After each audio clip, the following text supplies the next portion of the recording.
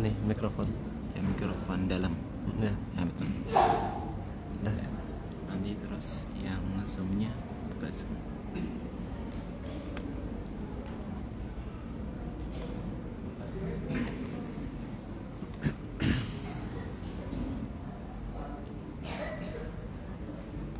Mana? Enggak zoomnya. Ya buka zoom aja dulu.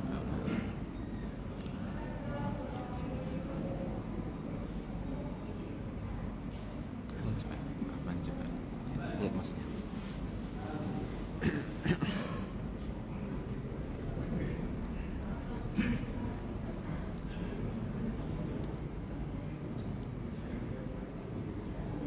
Ya, saya screen aja.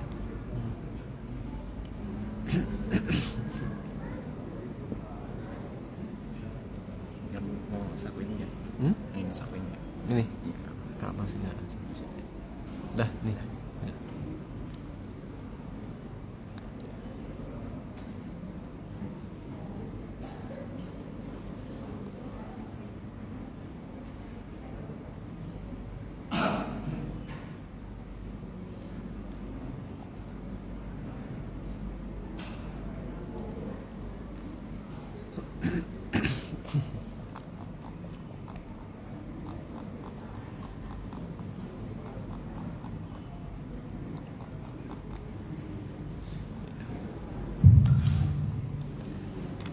Bismillahirrahmanirrahim. Assalamualaikum warahmatullahi wabarakatuh. Alhamdulillah wassalatu wassalamu ala Rasulillah wa ala alihi wa sahbihi wa mawalah, amma ba'd. Allahumma ya muallima Adam 'allimna wa ya mufahhima Sulaiman fahimna. Alhamdulillah, segala puji bagi Allah, kita berjumpa kembali. Yang insyaallah kita akan lanjutkan materi kita terjemah tafsir di surat Ali Imran di ayat 72 ya.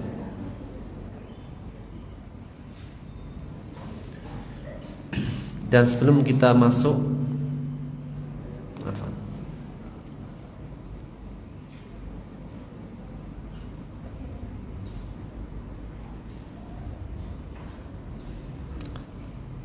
Sebelum kita masuk materi terjemah, kita akan ambil materi kaidah.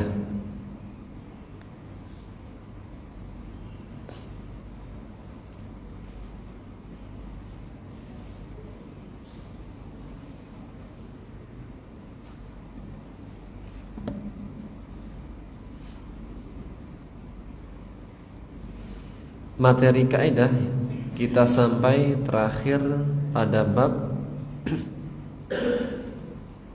jazm. Jika disebut jazm,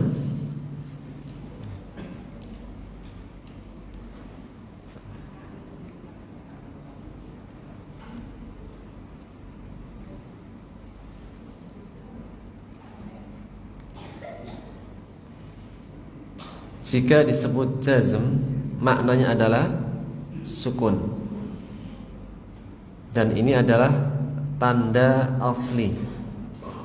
Di awal kita sebutkan ada tanda asal, ada tanda cabang. Tanda asal jazm atau majzum adalah sukun.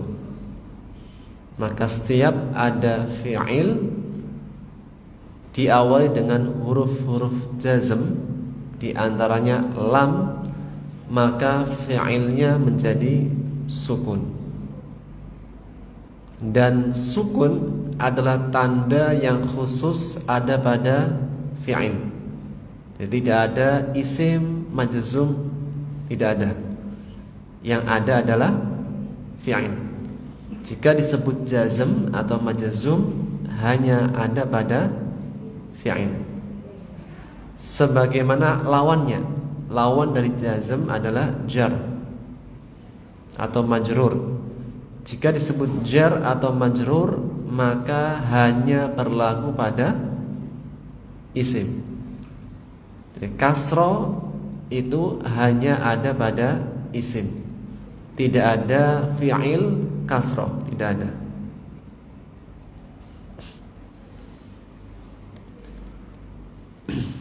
Mungkin ada yang bertanya, bagaimana dengan surat Al-Fatihah pada fi'il ihdina? Kalau kita perhatikan fi'il ihdina dalam surat Al-Fatihah,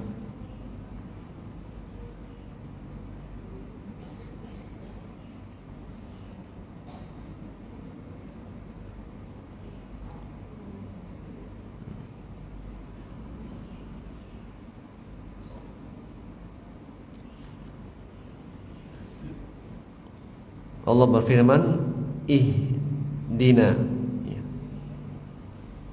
ihdina tunjukkanlah kami. Ihdi fi'il amr,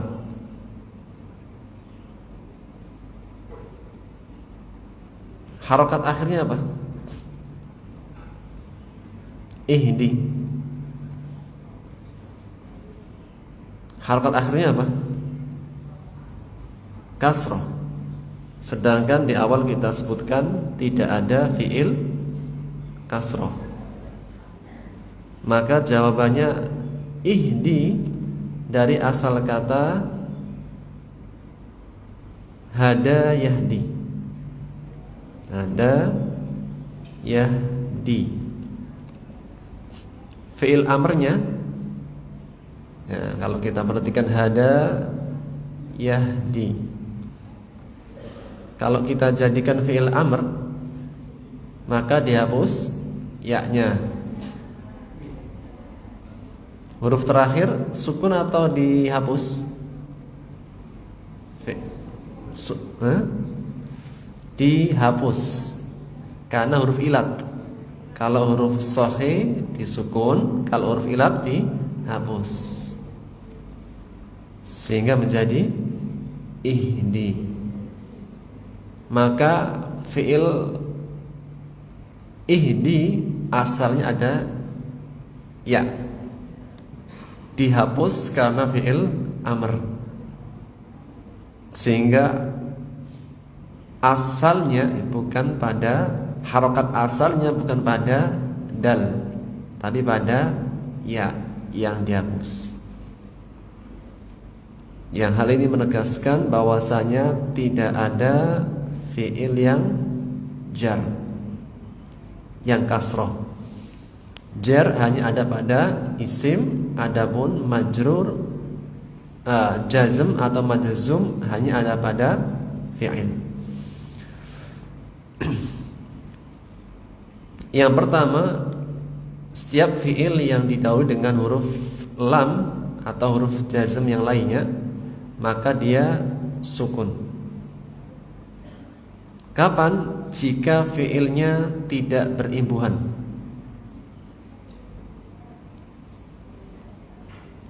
Nomor 4 ya, fi'il yang tidak berimbuhan, yaitu bukan fi'il-fi'il yang 5. Fi'il yang akhirannya adalah alif nun, waw nun, dan ya nun. Contohnya lam yalid walam yulad. Lam yalid, kenapa harokatnya sukun? Karena kemasukan huruf jazm. Apa itu? Lam. Dan fi'ilnya bukan fi'il yang berimbuhan, bukan fi'il-fi'il yang 5. Jika fi'ilnya fi'il yang berimbuhan, fi'il-fi'il yang 5 yang berakhiran dengan waw nun, alif nun, atau ya nun, maka jazmnya atau majzumnya dengan menghapus huruf nun. Contoh, kita baca yatubuna. Sekali lagi, yatubuna. Ini termasuk fi'il yang berimbuhan dengan waw nun. Ketika kemasukan lam, maka menjadi lam yatubu, nunnya dihapus. Atau majzum bihadfin nun, majzum dengan menghapus huruf nun. Yang terakhir, jika huruf akhirnya huruf ilat. Apa itu huruf ilat? Jika fiilnya huruf akhirannya adalah huruf ilat, atau disebut fi'il mu'tal akhir, yaitu fi'il mu'tal yang ada huruf ilatnya akhir, di akhirnya. Jika fi'ilnya adalah fi'il yang huruf akhirnya huruf ilat. Huruf ilat itu huruf yang lemah. Huruf yang lemah ada 3, alif, ya, waw. Contohnya kita baca adri, artinya aku tahu. Huruf akhirannya huruf sahih atau huruf ilat? Ilat, yaitu ya. Ketika kemasukan lam menjadi lam adri, lam adri, majzum karena kemasukan huruf lam. Majzumnya dengan apa? Majzumnya dengan apa? Dengan menghapus huruf ilatnya. Tadi di awal ada ya-nya, ketika kemasukan lam maka dihapus huruf ilat akhirnya, sehingga menjadi lam sehingga menjadi lam adri. Maka lam adri, tanda harokat akhirnya apa? Tanda i'rabnya. Lam adri, tanda i'rabnya apa? Majzum. Majzum dengan apa? Dengan menghapus huruf ilat. Jadi bukan pada harokat roknya kasroh, tidak, karena tidak ada namanya fiil kasroh.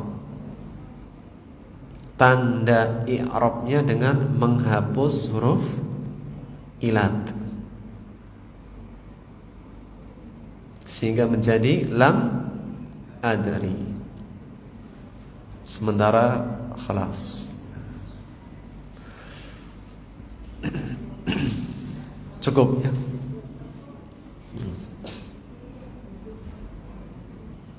Satu menit ya.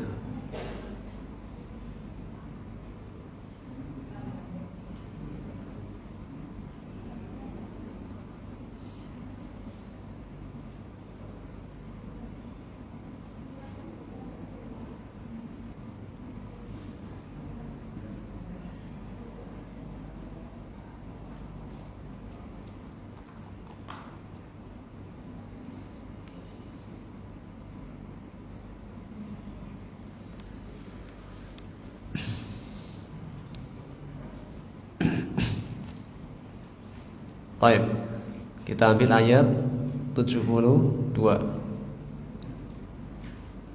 Ayat 72, 73.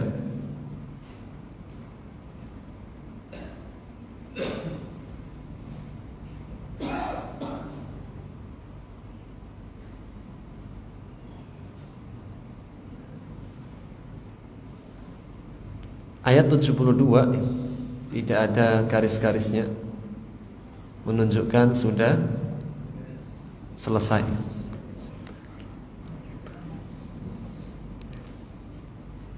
Baik, bismillahirrahmanirrahim. Kita terjemahkan ayat 72. Wa dan qalat,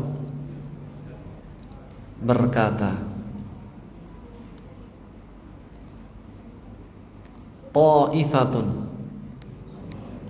sekolongan atau sekelompok, min ahlil kitab, dari ahli kitab. Jika disebut ahli kitab siapa? Yahudi Nasrani. Aminu, fi'il amr, berimanlah. Kalau amanu, mereka beriman. Kalau aminu, berimanlah kalian. Billadhi, bi, dengan alladhi, yang unzila, diturunkan, ala alladina amanu, orang-orang yang beriman. Apa bedanya amanu dan aminu? Amanu fi'il madhi, aminu fi'il amar. Sekali lagi, aminu, berimanlah, billadhi unzila, dengan yang diturunkan, alal ladina amanu, atas orang-orang yang beriman. Wajha, wajah itu wajah, maksudnya di awal. Wajhan nahar, di awal siang. Kenapa awal disebut wajah? Karena ketika kelihatan pertama kali adalah wajah. Jadi dinamakan wajhan nahar karena ketika datang siang pertama kali yang nampak adalah wajah. Kalau kita melihat orang, maka pertama kali yang dilihat apa ya? Wajah. Wajhan nahar, di awal siang. Wa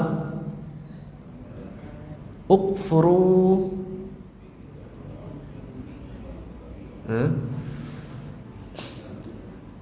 kafirlah, ingkarilah, akhirahu, akhirnya. Hu kembali ke mana? Hu kembali ke siang. Jadi berimanlah di awal siang, di pagi hari maksudnya, dan ingkarilah di akhir siang, itu sore, sebelum maghrib. La'alla, agar, supaya, hum, mereka, hum kembali ke orang-orang beriman. Tas yarji'un, mereka kembali, maksudnya kembali menjadi kafir lagi. Taib, sekali lagi. Wa qalat ta'ifah, sekolongan, min ahlil kitab, aminu billadhi unzila,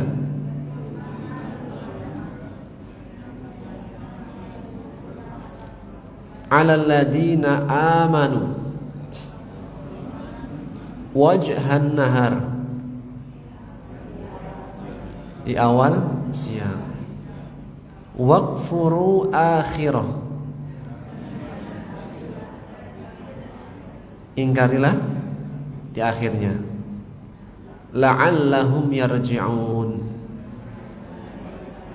agar supaya mereka kembali. Kembali apa? Kembali kafir, murtad.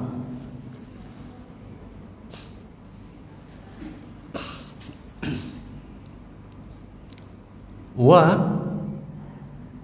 la tu'minu, janganlah kalian beriman. Nah ini apa?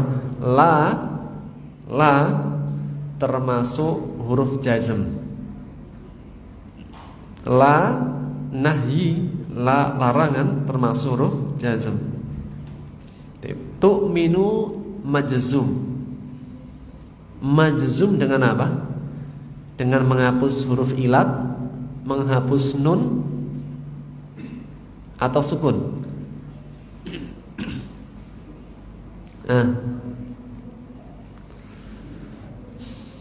La tu'minu,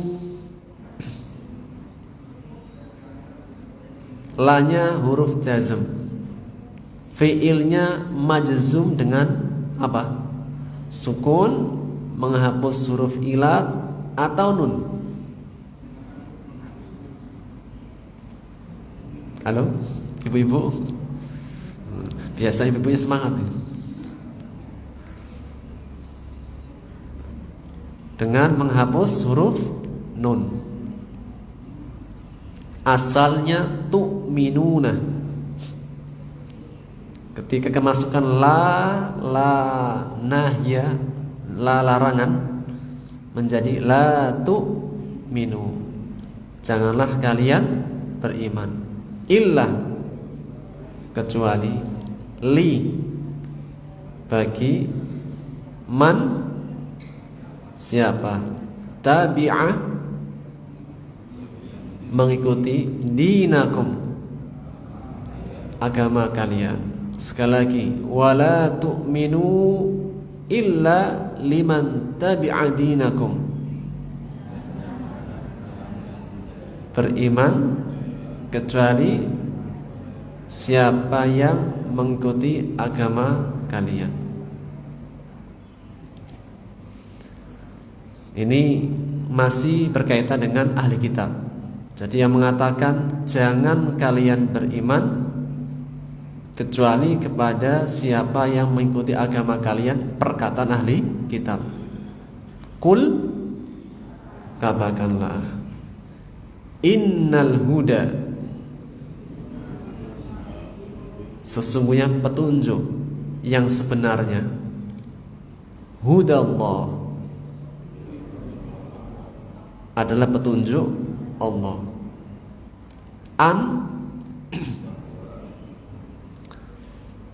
An yu'ta, ini apa?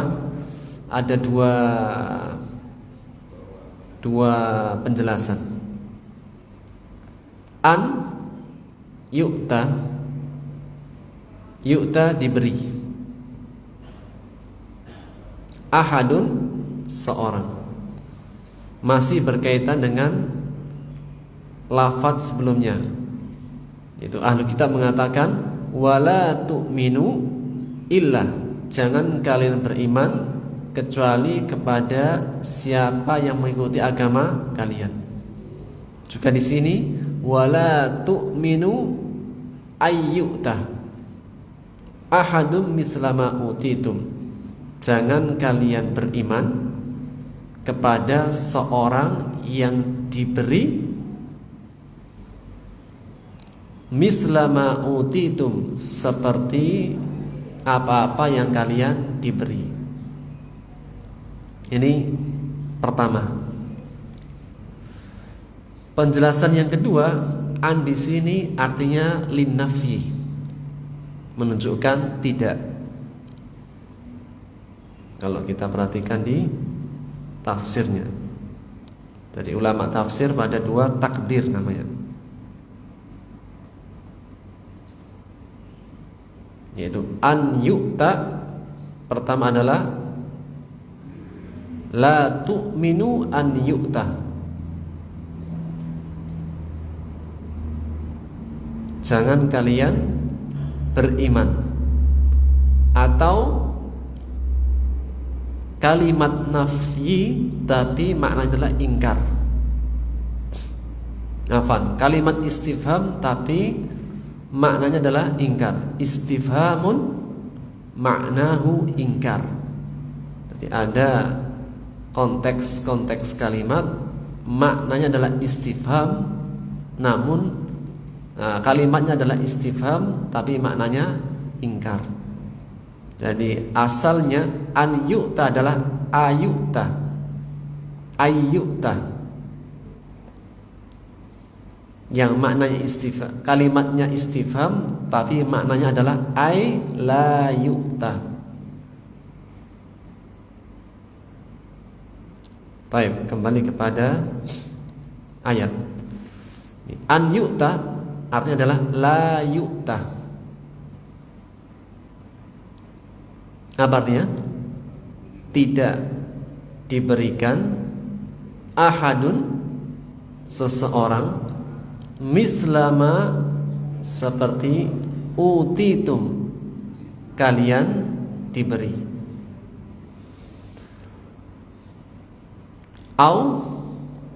Atau yuhajjukum,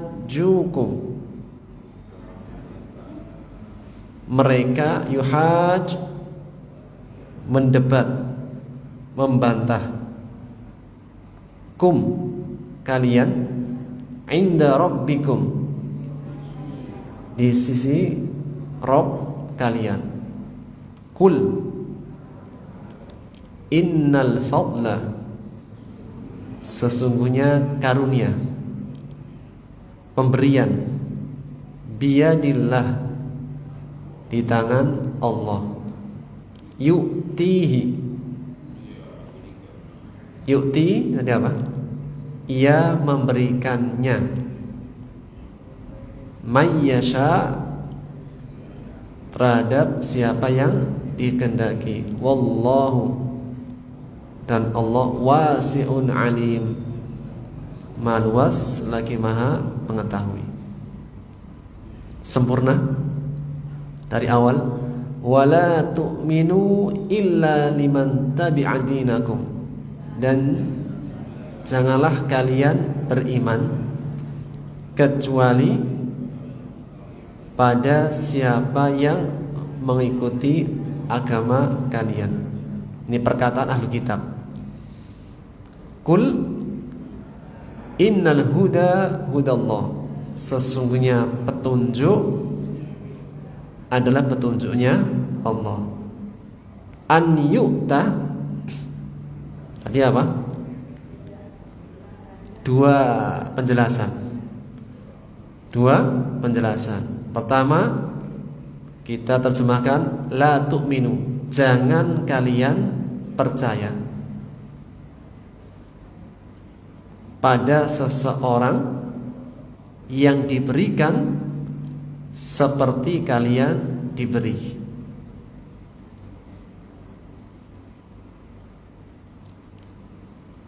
Makna yang kedua, an yu'ta la yu'ta,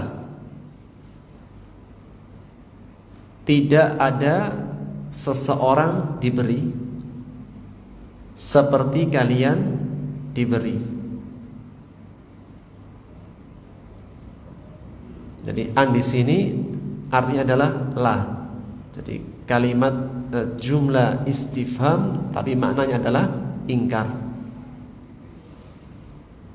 Salah seorang tidak diberi seperti kalian diberi. Au yuhajjukum inda rabbikum, atau mereka mendebat kalian atau membantah kalian di sisi Rabb kalian.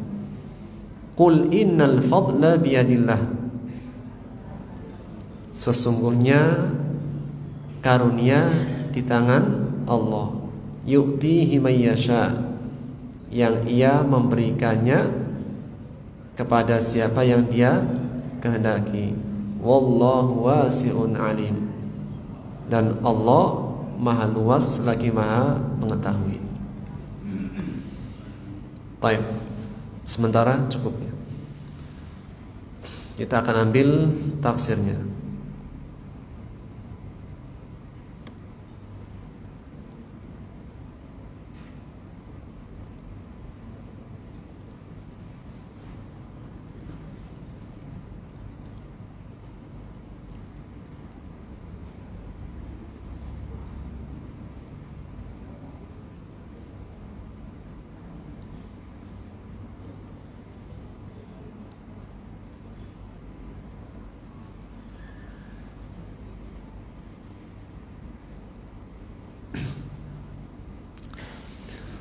firman Allah Subhanahu wa taala di ayat 72 ya. Allah menegaskan, a'udzubillahi minasyaitonir rajim, wa qalat ta'ifatun min ahlil kitab, dan berkata segolongan dari ahli kitab, aminu billadzi unzila 'alal ladzina amanu, berimanlah kalian dengan apa-apa yang diturunkan kepada orang-orang beriman. Wajhan nahar, di awal siang. Waqfuru akhirahu, dan ingkarilah di akhirnya. La'allahum yarji'un. Apa tujuannya? Mereka itu melakukan iman di awal siang, namun ketika sudah di akhir siang harus mereka ingkari. Apa tujuannya? La'allahum yarji'un, agar supaya mereka kembali kepada kekafiran. Ayat ini masih berkaitan dengan ayat sebelumnya tentang orang-orang ahlu kitab ingin al-idlal, ingin menyesatkan orang-orang beriman. Ketika ahlu kitab Yahudi Nasrani, dan khususnya dalam konteks hal ini adalah orang-orang Yahudi, meskipun dalam surat Ali Imran, namun ini lebih pada orang-orang Yahudi. Namun dalam kaidah ilmu tafsir, al-ibratu bi umumil lafzi la bi khususis sabab, yang menjadi pelajaran dengan keumuman lafaz, bukan dengan sebab yang khusus. Karena lafadznya umum, maka mencakup semuanya yang memiliki niatan yang sama. Ayat sebelumnya di ayat 69 bahwasanya ahlul kitab waddat ta'ifatum min ahlil kitab. Para ahli kitab itu ketika mereka tersesat, mereka juga ingin menyesatkan.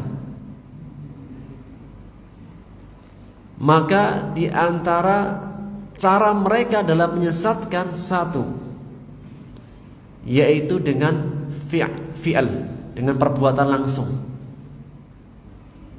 Mereka mencoba untuk mengajak kepada kesesatan mereka. Dan itulah pada ayat 70, 69, 70 dan 71. Dengan mereka melakukan menyembunyikan yang hak dan menampakkan yang batil. Mereka mengingkari ayat-ayat Allah, atau mereka mencampur adukkan antara yang hak dengan yang batil dan menyembunyikan yang hak, padahal mereka mengetahui. Maka mereka ingin menyesatkan dengan cara langsung, dengan melakukan dikaburkannya hak dan batil dicampur. Mereka mengingkari ayat-ayat Allah. Apa yang datang dari Rasulullah SAW diingkari secara amalian, penyesatan secara langsung. Adapun pada ayat 72, penyesatan secara psikologi. Gimana caranya? Pura-pura beriman di awal siang, kemudian nanti ketika sorenya kufur lagi. Apa tujuannya? Agar orang-orang yang imannya lemah, orang-orang yang baru-baru masuk Islam, imannya masih lemah, agar mereka kembali murtad. Karena orang-orang beriman yang beriman kepada Rasulullah SAW, dulunya mereka adalah orang-orang musyrik. Para sahabat yang dari Mekah, siapa dulunya mereka? Ummiyin, orang-orang yang buta huruf. Orang-orang musyrik itu mereka nggak punya pegangan kitab. Maka orang-orang Quraisy, mereka dulunya musyrik, iya, Yang kedua, mereka juga ummi, yang mereka tidak membaca, tidak menulis, tidak punya pegangan. Demikian juga ketika Rasulullah SAW pindah ke kota Madinah. Surat Ali Imran ini lebih pada dialog dengan ahli kitab di kota Madinah. Orang-orang asli Madinah, Aus dan Khazraj, ini juga dulunya mereka adalah orang-orang musyrik, bukan ahli kitab. Karena ahli kitabnya adalah Yahudi dan Nasrani. Meskipun ada di kalangan orang-orang Quraisy yang mereka belajar, tapi kecil, seperti anak pamannya Khadijah, Waraqah bin anaknya pamannya Khadijah, Waraqah bin Naufal, dan juga sebagian orang-orang Madinah yang mereka menyempatkan belajar kepada ahlu kitab. Ala kulli hal, bahwasanya orang-orang beriman dulunya adalah orang-orang musyrik dan juga ummi, yang mereka adalah orang buta huruf. Itulah firman Allah Subhanahu wa taala dalam surat Al-Jumu'ah. Huwallazi ba'atsa fil ummiyina rasulan. Dialah Allah yang telah mengutus di tengah-tengah umat yang ummiyin, umat-umat yang buta huruf, rasulan, seorang rasul.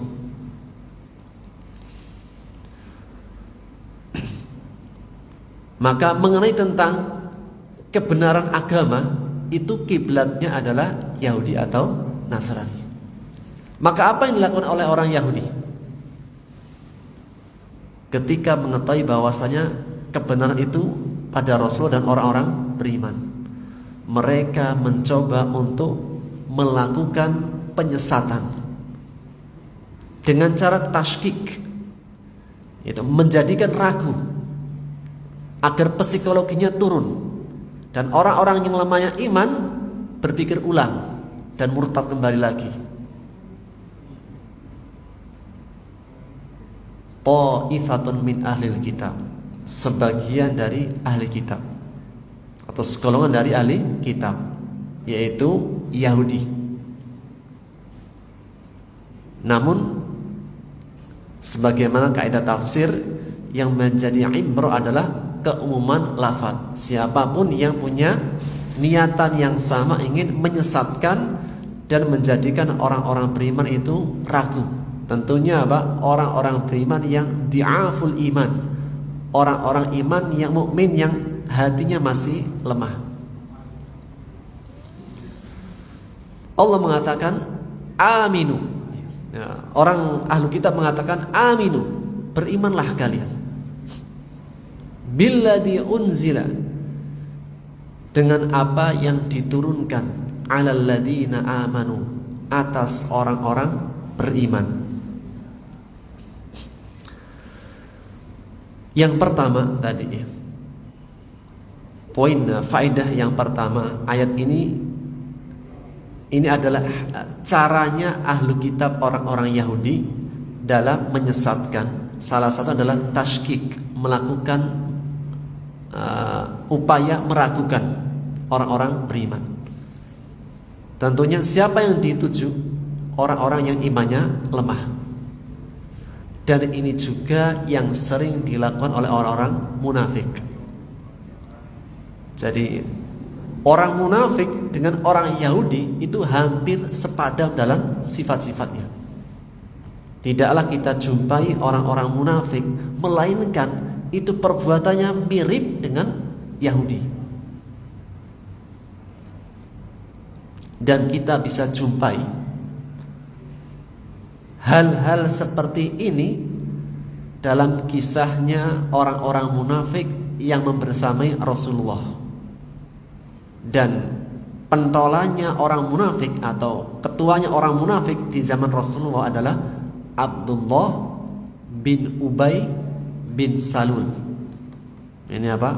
Raisul munafikin. Kita bisa lihat pada peristiwa perang Badar, perang Uhud. Perang Badar, setelahnya perang Uhud. Dan perang Uhud itulah kekalahan kaum muslimin. Rasulullah SAW di perang Uhud membawa pasukan 1000. Kalau di perang Badar 300 melawan 1000. Itu pun 300 tidak persiapan untuk perang, itu menang.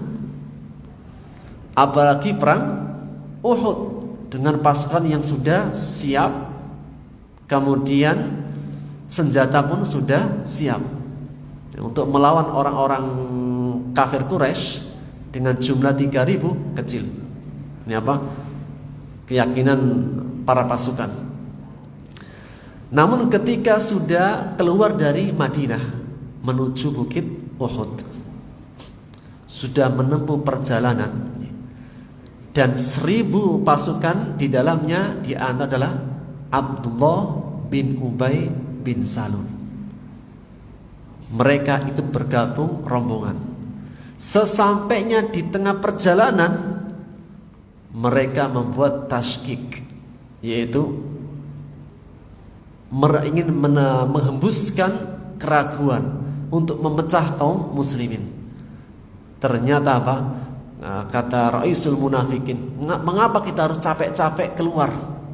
Mengapa kita harus berperang? Apa gunanya? Sampai akhirnya dari perkataan Abdullah bin Ubay bin Salul, karena dia juga sebagai ketuanya Khazraj. Jadi satu orang ini termasuk orang yang didengar perkataannya, dan itulah karakter orang munafik. Terkadang apa? Perkataan itu indah, tapi ingin melemahkan kaum muslimin. Maka sebagian orang-orang beriman itu yang lemah iman yang terpengaruh, sampai 300 orang itu balik ke kota Madinah. Jadi dari 1000 orang itu terpengaruh dengan perkataan Abdullah bin Ubay bin Salul. Ini orang-orang munafik. 300 pasukan sudah di pertengahan perjalanan pulang. Apa tujuannya tadi? Orang Yahudi, orang munafik ingin melemahkan kaum muslimin. Tashkik, menebarkan isu-isu, menebarkan keraguan pada kaum muslimin.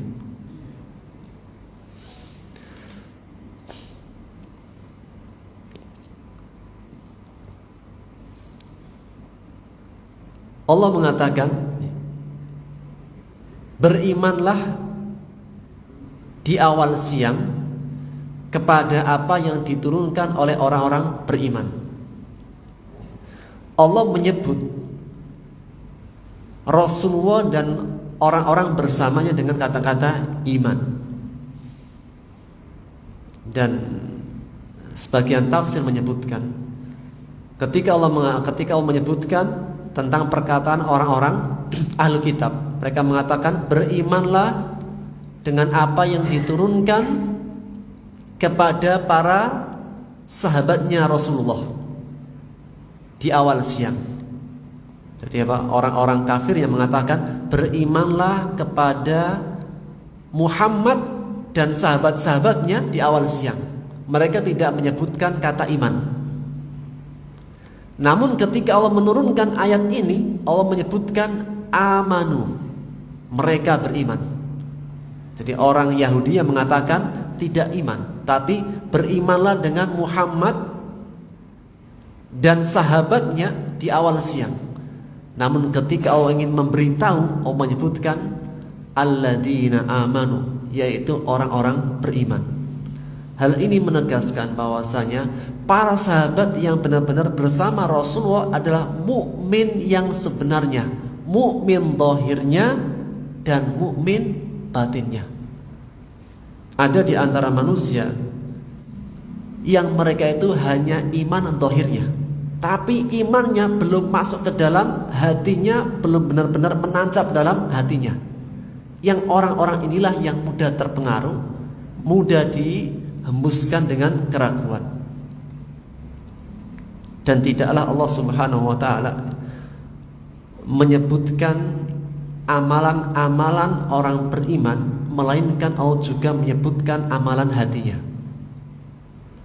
agar seorang mukmin memperhatikan amalan zahirnya dan amalan batinnya.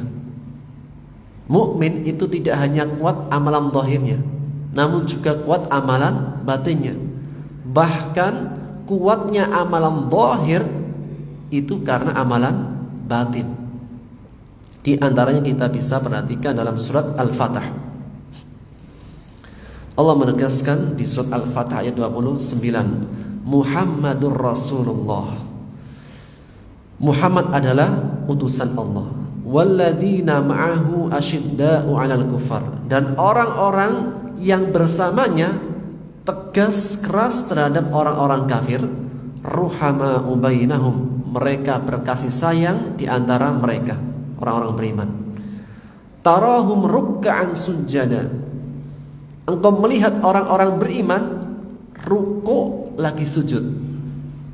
Rukuk sujud amalan zahir atau batin? Rukuk sujud zahir. Rukuk sujud salat amalan zahir. Dan amalan zahir mungkin saja orang-orang munafik membersamai kita. Namun ketika menyebutkan orang-orang beriman, Allah tambahkan sifatnya. Apa itu? Yabtaguna fadlan minallahi wa ridwana. Mereka mengharapkan karunia dari Allah dan ridhonya. Mengharapkan karunia Allah dan ridhonya. Amalan apa? Batin. Jadi mungkin saja orang-orang munafik ruk'an sujada, tapi yang membedakan antara mukmin yang sebenarnya dengan mukmin yang tidak sebenarnya, Allah sebutkan amalan rukuk dan sujud dengan tambahan sifat yabtaguna fadlan minallahi wa ridwana. Mereka benar-benar mengharapkan ridhonya Allah dan karunia-Nya. Inilah yang berbeda. Mukmin hak batinnya, zahirnya. Bahkan kuatnya zahir itu karena sebab kuatnya batin. Dan juga menjadi faedah, barang siapa yang ingin kuat amalan batinnya, maka jika seseorang ingin kuat amalan zahirnya, perkuatlah amalan yang batin, yang tidak terlihat. Ada amal-amal yang terlihat, ada amal-amal yang tidak terlihat. Yang ingin kuat amalan yang zahir, perkuatlah amal-amalan batin. Dan itulah iman. Iman jika sudah masuk ke dalam hati tidak akan bisa dipisahkan. Sebagaimana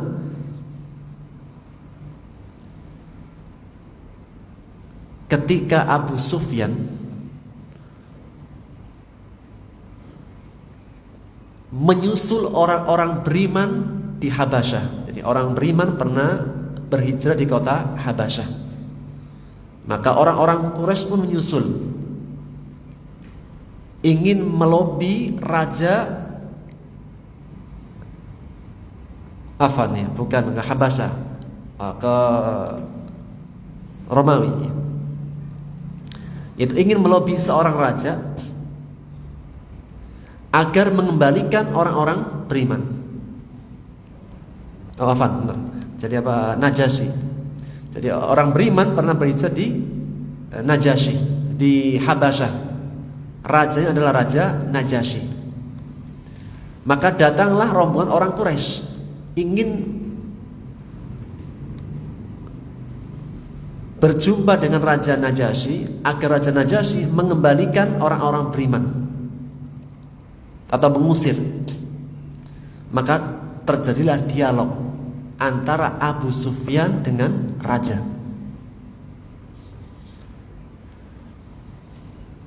Dan ketika terjadi dialog, itu ada 10 pertanyaan dari raja kepada Abu Sufyan. Dan Abu Sufyan saat itu masih dalam keadaan kafir. Karena Abu Sufyan itu masuk Islam setelah mendekati Fathu Makkah. Yang dalam percakapannya ada 10 pertanyaan. Dan ketika raja ini ingin bertanya kepada Abu Sufyan, maka raja cerdas. Dia bertanya kepada Abu Sufyan, Abu Sufyan diminta untuk maju dan rombongannya disuruh di belakang. Kemudian raja mengatakan, dengarkan apa yang dijawab oleh Abu Sufyan. Jika dusta, katakan dusta. Gitu apa? Abu Sufyan yang ditanya, rombongannya di belakang. Rombongannya dikasih pesan, jika pemuka kalian dusta, katakan dusta. Jika benar, katakan benar. Maka Abu Sufyan tidak berani berbohong. Karena dia apa? Jika dia berbohong, orang-orang yang di belakangnya, rombongannya akan mengatakan kamu bohong. Inilah cerdasnya Raja Najasyi. Maka di antara pertanyaannya, pertama Raja Najasyi bertanya, bagaimana nasabnya orang yang kalian adukan, yaitu Muhammad dan orang-orang beriman. Maka kata Abu Sufyan, Muhammad adalah orang yang punya nasab yang baik. Orang yang punya nasab yang baik, bukan orang yang tidak jelas nasabnya atau orang yang keluarganya buruk. Dan raja mengetahui tidaklah ada seorang nabi melainkan nasabnya baik. Makanya dalam masalah pernikahan, di antara yang diperhatikan adalah perkara nasab. Yang kedua, apakah Muhammad ketika dia mengajak ketika dia memberitahukan dia seorang nabi, ada sebelumnya yang mengaku sebagai seorang nabi? Jadi ketika Nabi Muhammad menjadi seorang nabi, dia kan menyampaikan, aku adalah utusan Allah, nabi Allah. Kata raja, hai Abu Sufyan, apakah sebelum Muhammad mengumumkan dirinya seorang nabi, apakah pernah ada nabi yang mengaku seperti itu di tengah-tengah orang Quraisy? Kata Abu Sufyan, belum pernah ada. Jadi di Quraisy itu belum pernah ada seorang yang mengaku seorang nabi. Ini kata Raja Najasyi, berarti benar. Karena jika ada orang yang sebelumnya mengaku seorang nabi, mungkin saja dia meniru. Yang ketiga, hal kana min abaihi min malik. Apakah Muhammad ini punya nenek-nenek moyang yang dulunya raja? Kata Abu Sufyan, tidak, belum pernah. Orang yang terkemuka, tokoh iya, tapi raja belum pernah. Kata si raja dalam hatinya, benar. Kalau pernah menjadi raja, mungkin dia akan menuntut menjadi raja dari nenek moyangnya lagi, dengan mengatasnamakan dia. Pertanyaan yang keempat, siapa yang mengikutinya? Orang yang kaya, yang kuat, apa yang lemah, yang miskin? Kata Abu Sufyan, du'afa'uhum, orang-orang yang lemah, orang miskin, orang-orang yang lemah, yang kuat. Maka dalam hati Raja Najasyi, benar, pertama kali yang akan mengikuti para nabi dan rasul adalah orang-orang yang lemah, bukan dari para pemuka, orang-orang yang kuat. Yang kelima, ini mulai ditunjukkan keimanannya. Bagaimana keadaan pengikutnya? Bertambah atau berkurang? Abu Sufyan mau bohong, nggak bisa juga, kan di belakangnya apa? Pengawasnya. Maka dia tidak mau mengatakan bal yazidun, justru bertambah. Setiap hari bertambah. Yang keenam, masih berkaitan dengan yang kelima. Apakah ada seorang yang pernah mengikutinya kembali murtad karena kemarahan? Jadi dia itu murtad karena ternyata gak suka. Kata Abu Sufyan, la, tidak, belum pernah ada. Itulah iman, ketika sudah bercampur dengan hati, tidak akan bisa dipisahkan. Yang ketujuh, hal kuntum tattahimunahu bil kadhib. Apakah kalian dulu pernah menuduhnya dengan dusta? Jadi Muhammad itu dulunya pernah dusta tidak? Maka Abu Sufyan mau berbohong tidak juga bisa berbohong, kan di belakangnya rombongannya. Qala la, belum pernah berdusta. Jadi kita mengenal Muhammad ini orang yang jujur sejak dulunya. Itulah apa? Tanda daripada orang yang benar, senantiasa berlaku jujur dan dikenal orang yang jujur sejak dahulu kalanya. Pertanyaan ke-8, hal yakdir, apakah Muhammad pernah berkhianat, punya perjanjian dengan kalian kemudian berkhianat? Kata Abu Sufyan, semenjak kami melakukan perjanjian-perjanjian tidak pernah berbuat khianat. Dan kata Abu Sufyan, seandainya aku mampu untuk memasukkan kata-kata yang lain, saya akan masukkan. Cuma apa? Saya terjepit. Karena di belakang saya rombongan dan orang-orang pun melihat saya. Kemudian yang ke-9, hal qataltumuh, kalian pernah berperang dengannya? Kata Abu Sufyan, iya. Bagaimana peperangan kalian dengan dia? Abu Sufyan mengatakan, al-harbu bainana wa bainahu sijal, peperangan kami dengan dia silih berganti. Terkadang kita yang menang, terkadang kita yang kalah. Yang terakhir, mada ya'murukum, apa yang diperintahkan kepada kalian?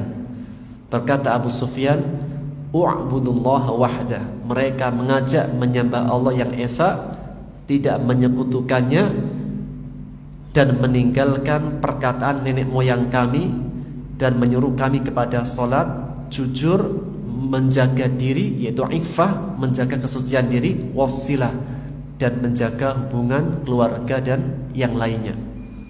Baru Raja Najasyi mengatakan, inilah apa? Sifat-sifat dari para nabi. Yang diantara poin yang kita ambil yang sesuai dengan ayat ini adalah bahwasanya Allah mengatakan alladzina amanu, orang-orang yang beriman. Maksudnya adalah iman zahir dan iman batin. Ahlu kitabnya mengatakan berimanlah kepada Muhammad dan para sahabatnya, tidak menyebutkan kata iman. Tapi Allah ketika memberitahukan tentang ayat ini, Allah mengatakan alladzina amanu, yaitu mereka adalah orang-orang yang beriman zahirnya dan batinnya. Waqfuru akhirah, dan ingkarilah di akhir siang, la'allahum yarji'un, agar supaya mereka kembali. Para sahabat adalah bukan ahlu kitab. Ketika mendapati ahlu kitab awalnya beriman, kemudian ternyata di akhir belum sehari, jadi awal siang, akhir siang langsung murtad, maka pastilah orang-orang yang lemah, imannya lemah, mengatakan kalau bukan kebatilan di dalamnya, pasti mereka tidak akan murtad.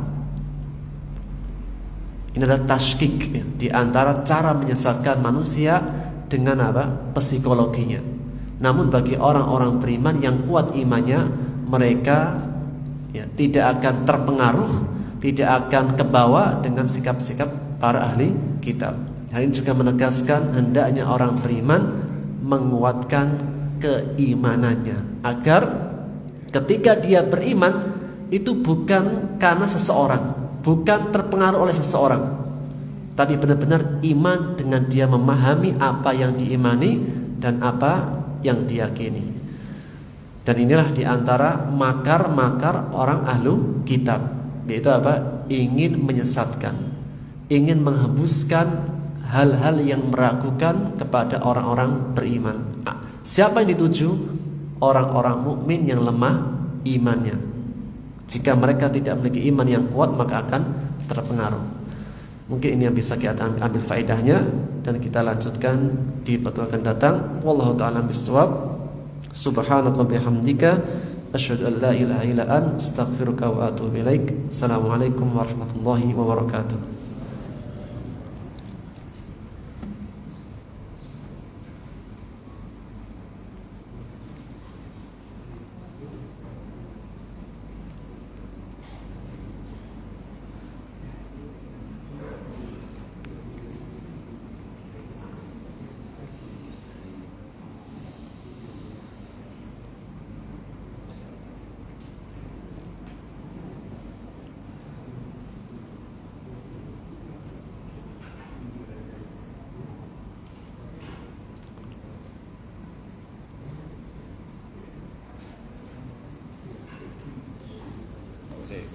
Baik Pak, keluar.